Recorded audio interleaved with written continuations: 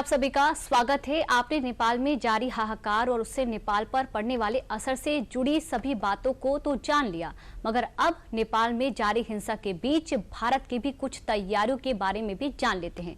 भारत के कई राज्य नेपाल के साथ सीमा साझा करते हैं। ऐसे में भारत नेपाल में जारी आगजनी की जो आंच से कैसे खुद को बचा रहा है, देखिए इस रिपोर्ट में। नेपाल में हिंसा और उपद्रव का दौर जारी है। नेपाल में लगी आग की आंच अब भारत तक पहुंच गई है।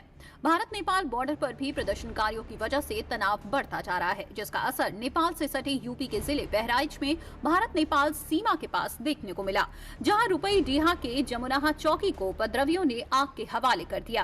आग की जद में जमुनाह बॉर्डर की चौकी और नेपाली कस्टम कार्यालय भी आया। हालत ये हो गई कि नेपाली पुलिस को भारतीय इलाके में जान बचाने के लिए भागकर आना पड़ा।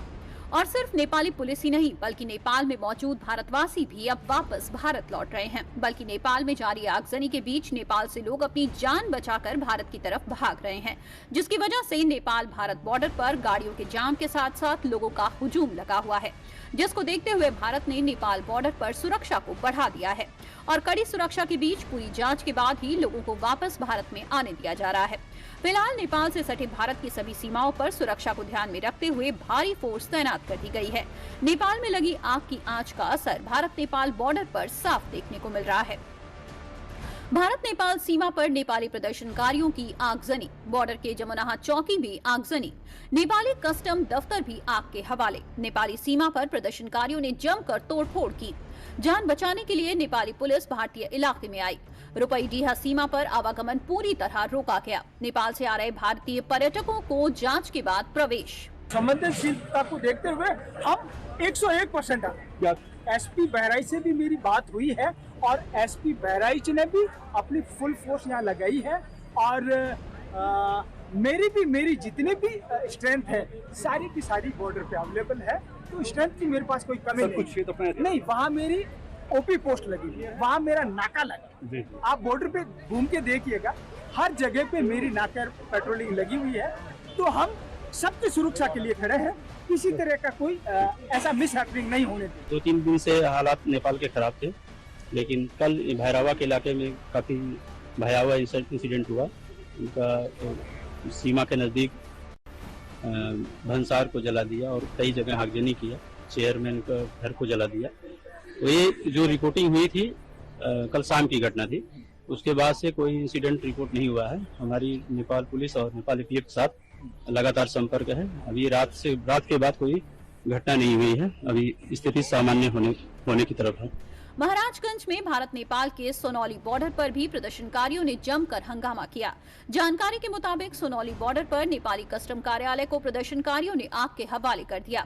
इसको देखकर नेपाल सेना की सुरक्षा में तैनात एसएसबी और पुलिस अलर्ट हो गई और बॉर्डर पर नेपाली युवाओं द्वारा किए गए विरोध प्रदर्शन के बाद मौके पर डीएम और एसपी भी पहुँच गए और सुरक्षा व्यवस्था का जायजा लेते हुए देर रात तक डटे रहे। हमारे यहाँ सुरक्षा व्यवस्था पूरी तरह से मुस्तैद है। हमारे क्षेत्र में जो इंडियन साइड है वो पूरी शांति व्यवस्था है। यहाँ पे कोई भी असुविधा या किसी तरह की कोई कठिनाई नहीं है। हम और एसपी और एसएसबी और बाकी सारे विभागों के साथ हम लोग इस बात को देख रहे हैं।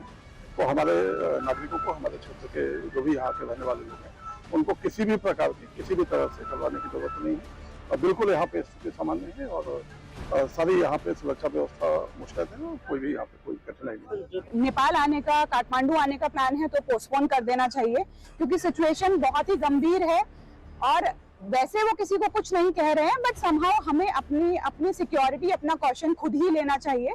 तो अभी मतलब this is not the right time to travel from Delhi to Kathmandu. तो better is stay safe in your India, that will be the best choice for all of us. Nepal की जर्नी हमारी स्टार्ट हुई थी 5 सितंबर से। जर्नी काफ़ी अच्छी थी, बट आखिरी में आते आते हमारी जर्नी को डिफ़िकल्टी काफ़ी हुई। लास्ट में फ़्लाइट्स कैंसिल हो गई पोखरा से काठमांडू। फिर हमने टैक्सी बुक किया, बॉर्डर तक आए, 200 किलोमीटर हमने टैक्सी से कवर किया। अभी हम बॉर्डर पे हैं, इंडिया नेपाल बॉर्डर पे। यहाँ पे आके काफ़ी सेफ हम महसूस कर रहे हैं। रास्ते में काफ़ी दिक्कतें आई, रोड ब्लॉक्स थे, प्रोटेस्ट हो रहे थे, लोगों ने बैनर फूक रखे थे, मतलब काफ़ी सारी डिफ़िकल्टी थी। बट फाइनली ड्राइवर भैया ने भी काफ़ी मदद की और हमें यहाँ पे बॉर्डर तक पहुँचाया। नेपाल में तनाव के बीच सीएम योगी आदित्यनाथ ने बड़ा फैसला लिया है। सीएम योगी ने आदेश दिया है कि नेपाल से सटे यूपी के सभी जिलों में पुलिस को 24 घंटे हाई अलर्ट पर रखा जाए।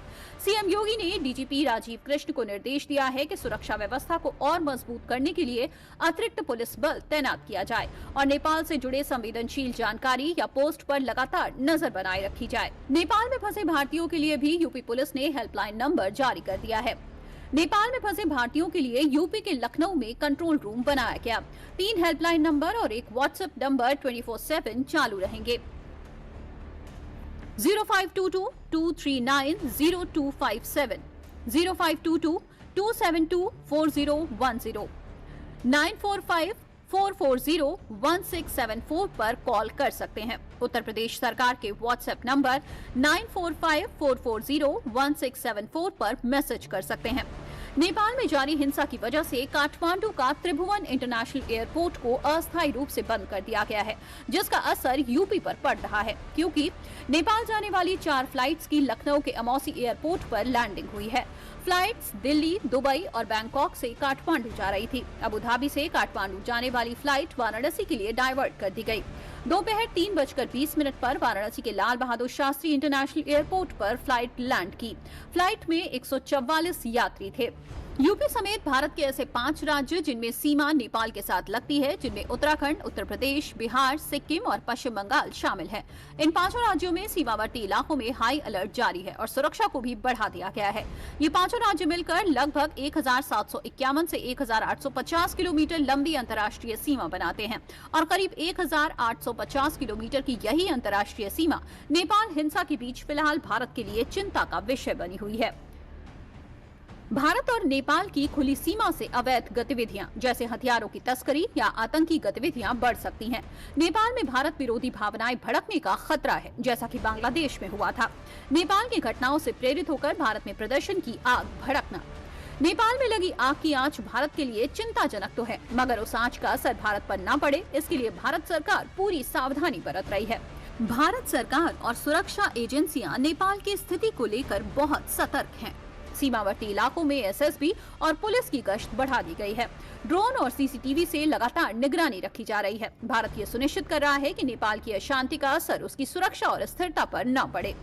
भारत सरकार ने सुरक्षा के लिए तो कड़े इंतजाम कर दिए हैं, मगर नेपाल में जारी हिंसा का असर भारत पर भी पड़ रहा है, जिसकी गवाही ट्रकों की ये लंबी कतार दे रही है। एक के बाद एक कतार में लगे इन ट्रकों की गिनती सैकड़ों में है। दरअसल नेपाल में जारी हिंसा की वजह से भारत नेपाल बॉर्डर पर तनाव काफी बढ़ गया है, जिसकी वजह से दोनों देशों की सीमा पर बने अंतर्राष्ट्रीय एकीकृत चेक पोस्ट पर पिछले 48 घंटों से 3000 से अधिक ट्रक खड़े हो गए हैं। ये ट्रक पेट्रोलियम उत्पाद, आवश्यक सामान, खाने योग्य और खराब होने वाली वस्तुएं नेपाल ले जा रहे हैं। आयात निर्यात बंद होने से करोड़ों रुपए के व्यापार पर असर पड़ेगा। भारत के विदेश मंत्रालय के अनुसार नेपाल में प्रवासी भारतीयों की आबादी लगभग 7 लाख होने का अनुमान लगाया जा रहा है। इसके अलावा सीमा से लगने वाले भारतीय राज्यों के लोग बड़े पैमाने पर घूमने भी नेपाल जाते हैं, जो अब भारत वापस लौटने की गुहार लगा रहे हैं। भारत सरकार भी भारतवासियों की घर वापसी के लिए तैयारियों में जुटी हुई है।